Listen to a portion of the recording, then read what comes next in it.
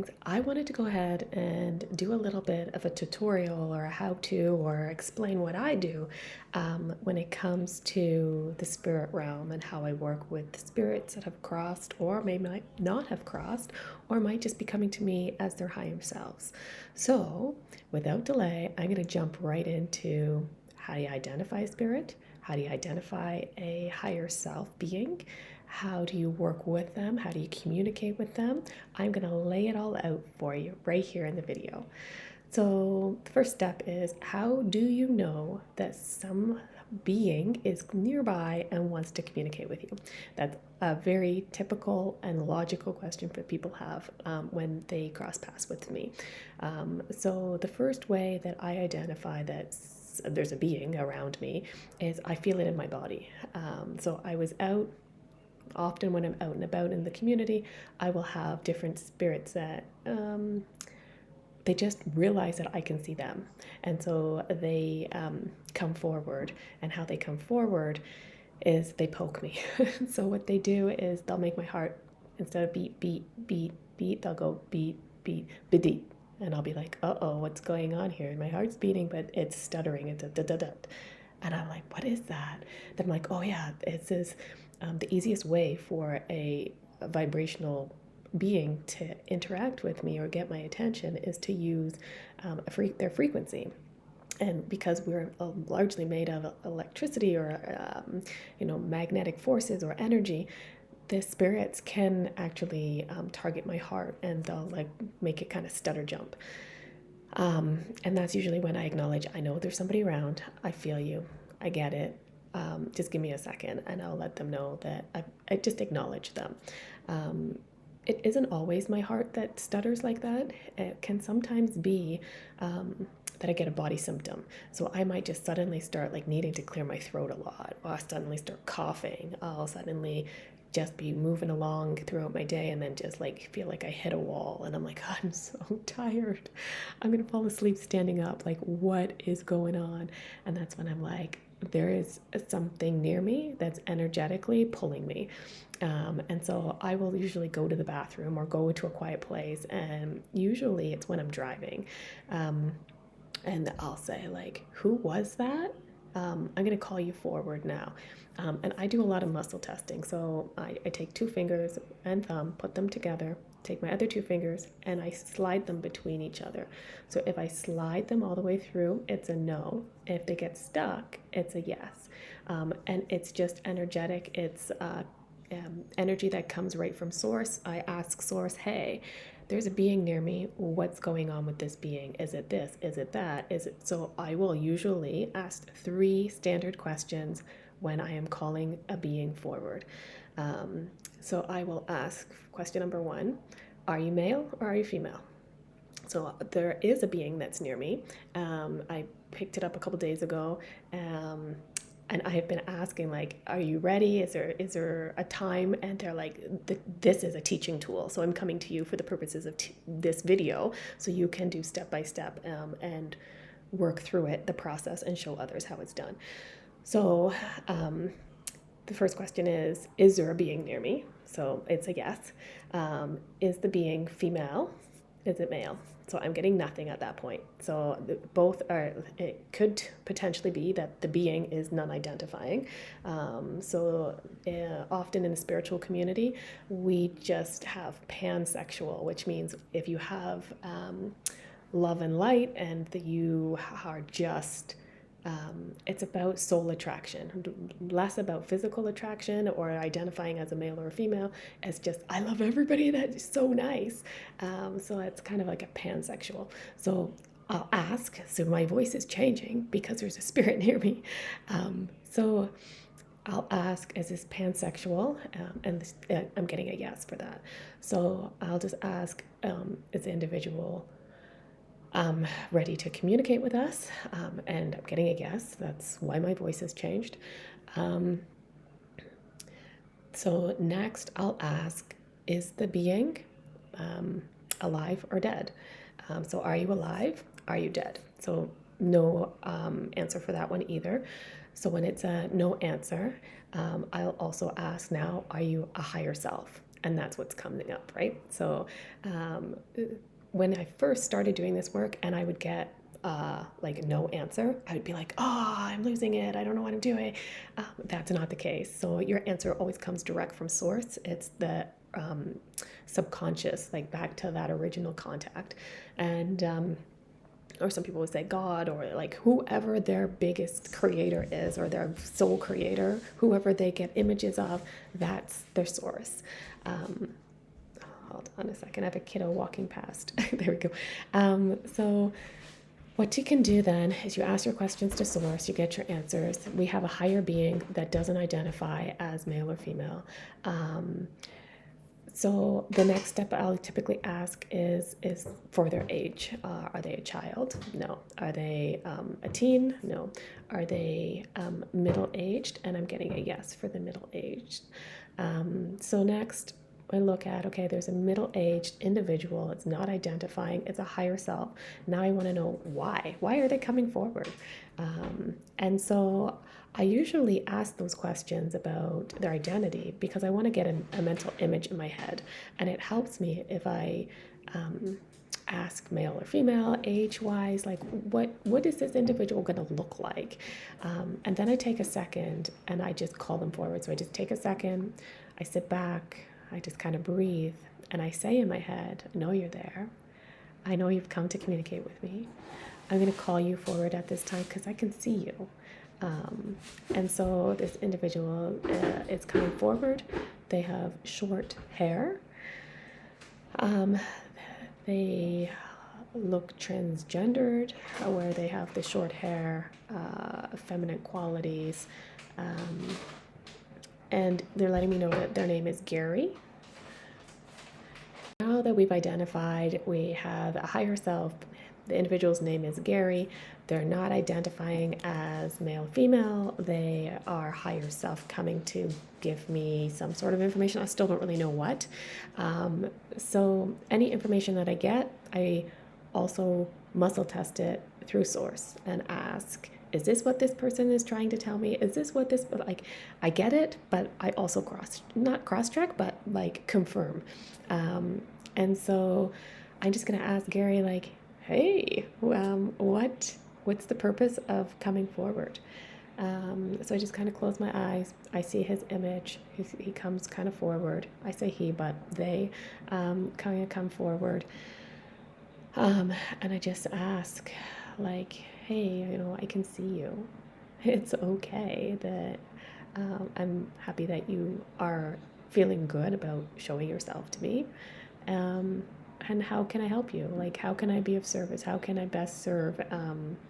And my mission is always to help the collective. So how can we go about that? And he's letting me know the answer is, I know. As in, like, Natalie, you already know. And so it's for the purposes of this video is like, how do you identify an individual, that being that's coming from the spirit realm? And so he's just letting me know that things aren't binary. Things can be not logical, and things can be not as they seem. So it's important to just go in, ask key questions, identify who the individual is, identify what they need. So a lot of times higher selves will come for the purposes of healing. And so this is what he has come for. When I ask an individual or I approach an individual, I will ask them to show me the color of their light.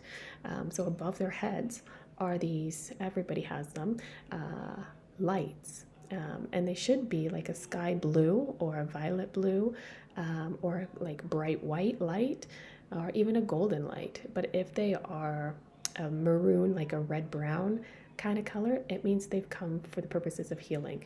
And that is quite often the case for myself, that higher self individuals will come. I'll ask them to show me their light. Their light will be the burgundy maroon kind of color. And so at that point, when you've identified that what they are individual is needing, they will present whatever ailment is happening to them.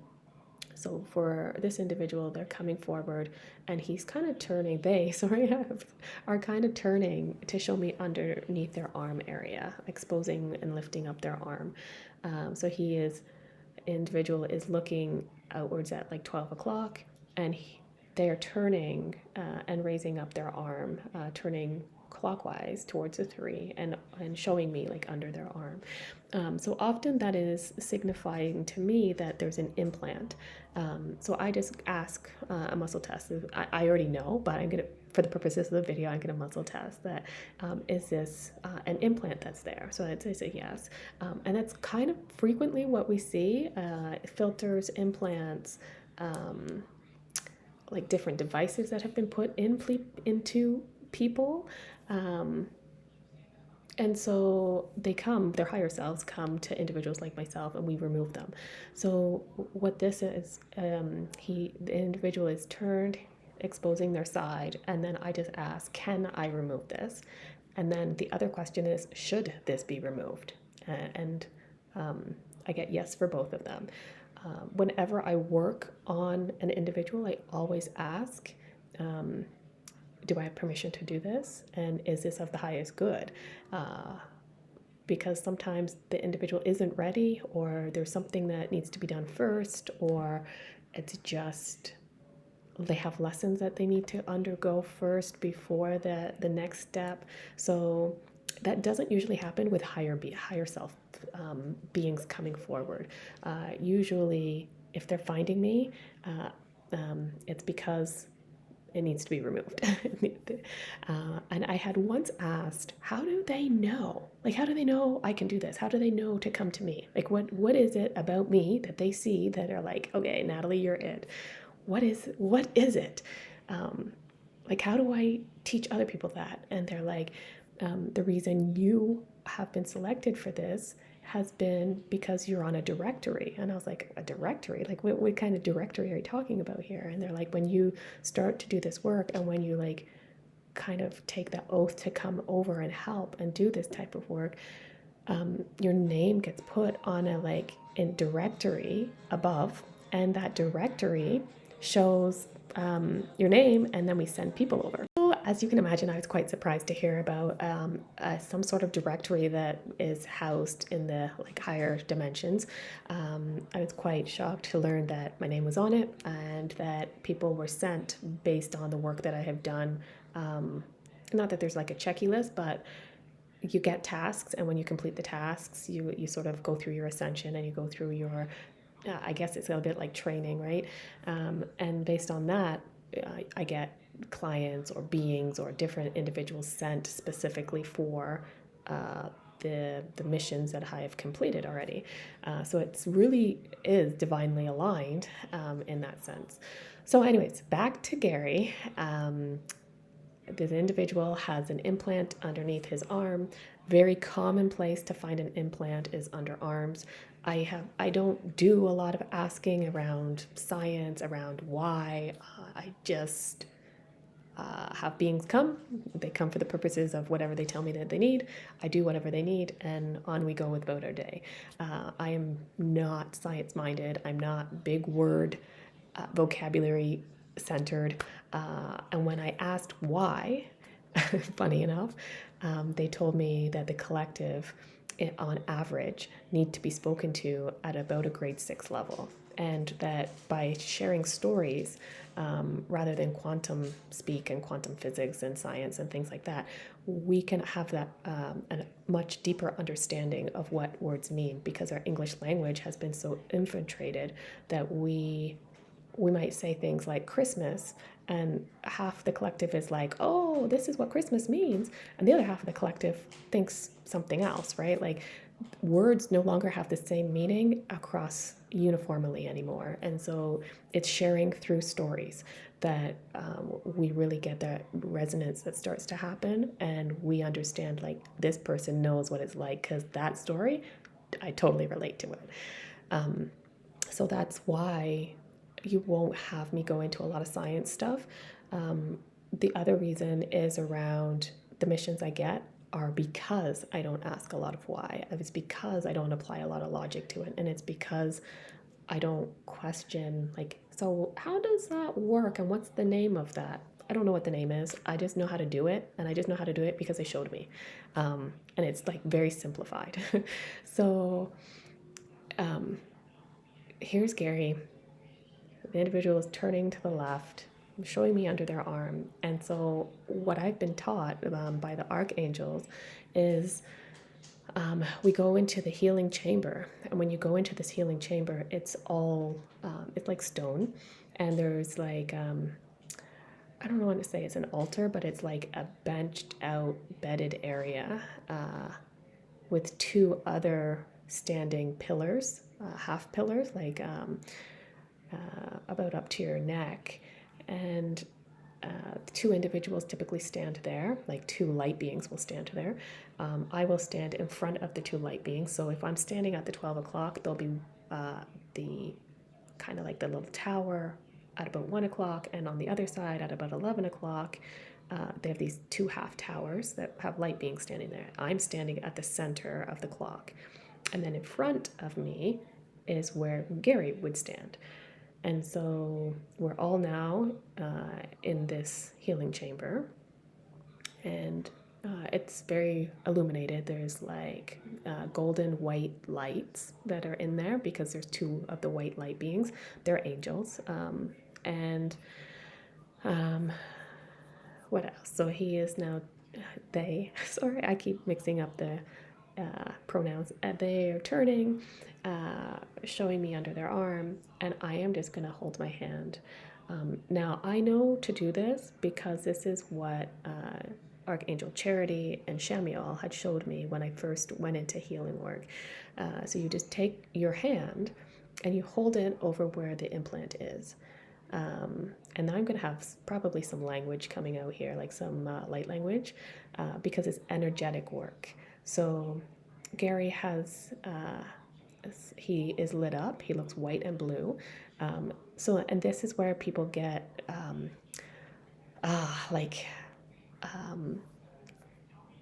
this confusion sort of happening, infiltration or some sort of energetic happens, because Gary looks fine. He looks blue. He looks lit up. He looks uniformly beautiful, but yet he's come to me. And so I know that he's not functioning well. And it's because of that light above his head that I can tell that he has that implant. And so when he has that implant, he gives information as if he's fine because he presents as fine. And when we see him, he looks fine. He looks lit up. He looks like a light being. He looks amazing, but he's not, because he has that implant that filters information through him and gives him information that's implanting things into him so he can see them. It's not accurate. And so that's why it's super important to look at the light above their head and ask them, look, I love communicating with light beings, but I need to see your light. And when you ask them that, it's like a uniform rule of the universe. Like, when I want to see your light, you have to show me what your light looks like. And so Gary is turned, lift up his arm. I'm going to put my hand on him, and right away my hand looks like it's glowing. So I'm going to start language, and my other hand is going to go, it feels magnetic, so I'm just guiding it around him like this so that it clicks into spot. So it's going to go on his sacral. I can feel the energy pulling to his sacral area. So on his, just above, on his lower left hip, in the back area, where his kind of hip and back kind of meet, that hand is going there. And this hand is going under, like, I guess on his chest, under his arm, around his chest area. So I'm going to start energy flowing. Hoi gana hi ko tai hikim tui gamana hikte. Hoi ana hite ukuko agatai nana you. Hoi gana yate to yagadai to in a papikajai night. Hoi gatai. Hoi ana hi ko kukugana kikia no ko no doi gana yata yo doi na it. And I'm just scanning through.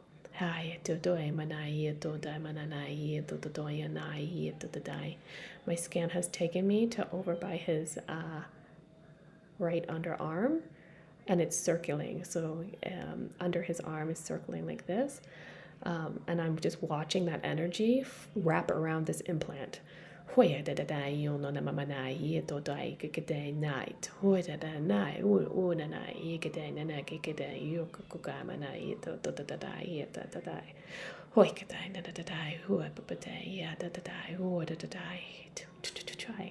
And that energy is going down through his rib cage.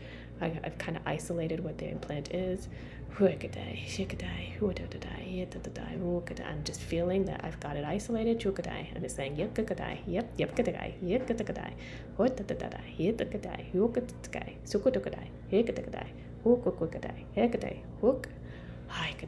so I'm getting confirmation that that implant is isolated. I'm going to pull. And I'm going to move my other hand and push and pull the implant out.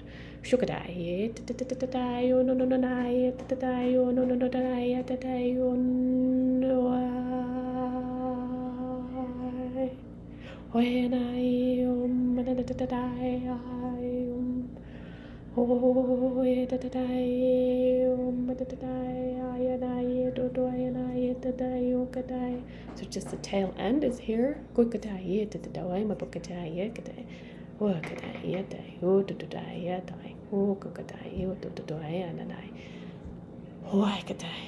Height. So whenever I say height, that's it.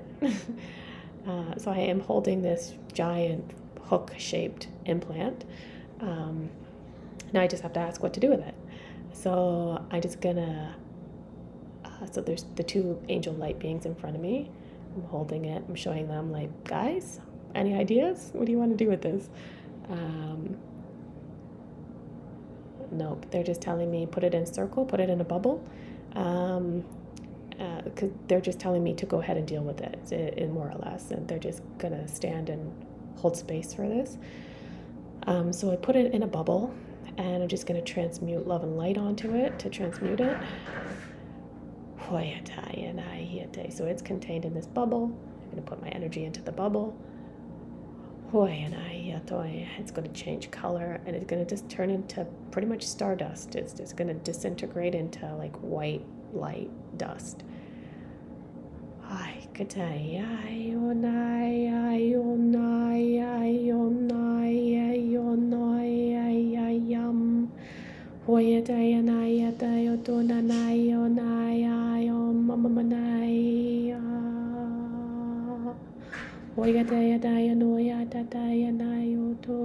I'm just feeling through the bubble. I can't feel that the implant is in there, and I can't see that the implant is in there anymore. But I haven't got the height. So I'm just going to wait for final word, because there's something energetically that still needs to like get that confirmation.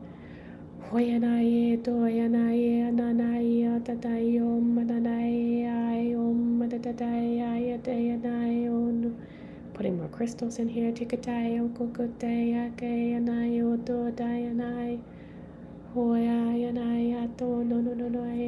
Fixing up the bottom. Wait.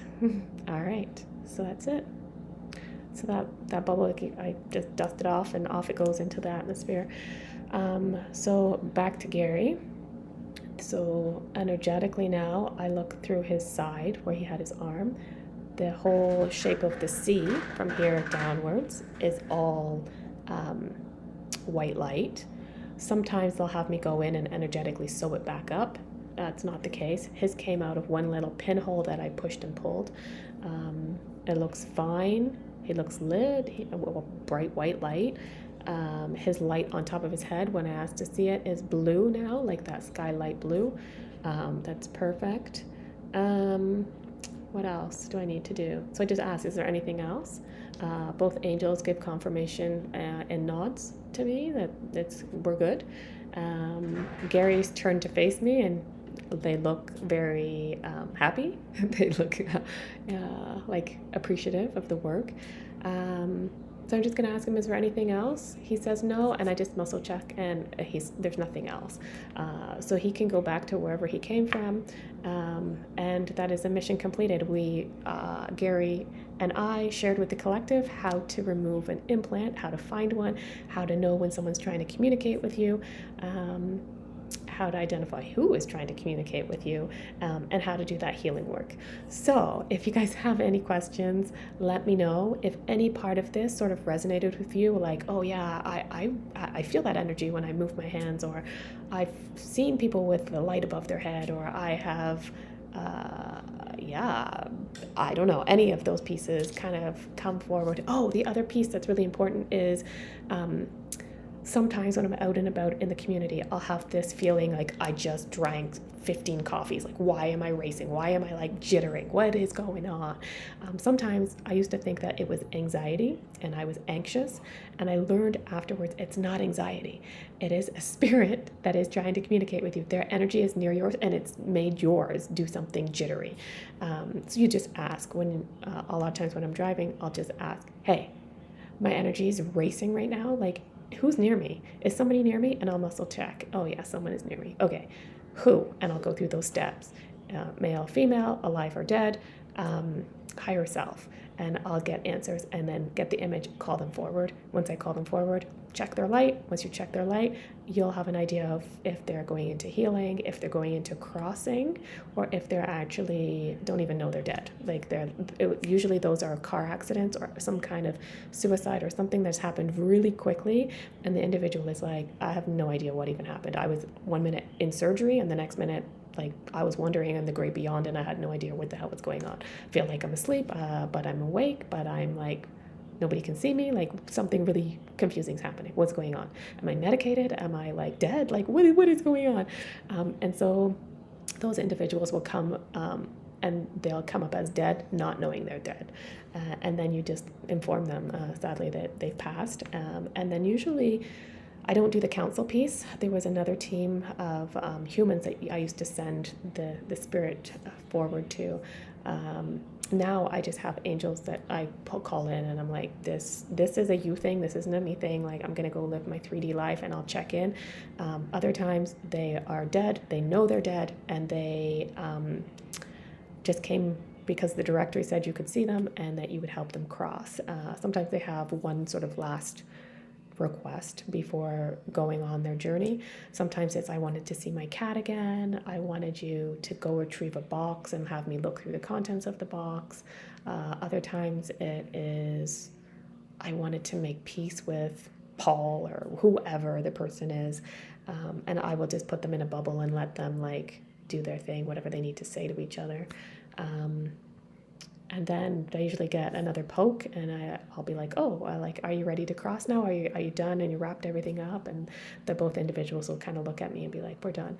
It doesn't apply. It's not linear. Time is not linear. So you can have somebody that has passed 15 years ago and show up today as confused as they were, as if they had just passed. There's just no rules. Take the logic, throw it out, ask. And I think, to just know that there's no two cases are ever the same. There's always something. You never know what the thing is until you ask. So hopefully, guys, that has been super helpful. Let me know in the comments. Be sure to save this. Like it, subscribe, turn the notifications on so that you know how to get back to me. If I have more of this kind of content that kind of speaks to you, then you'll be the first to know about it. Anyways, thanks for staying with me, and I will talk to you soon.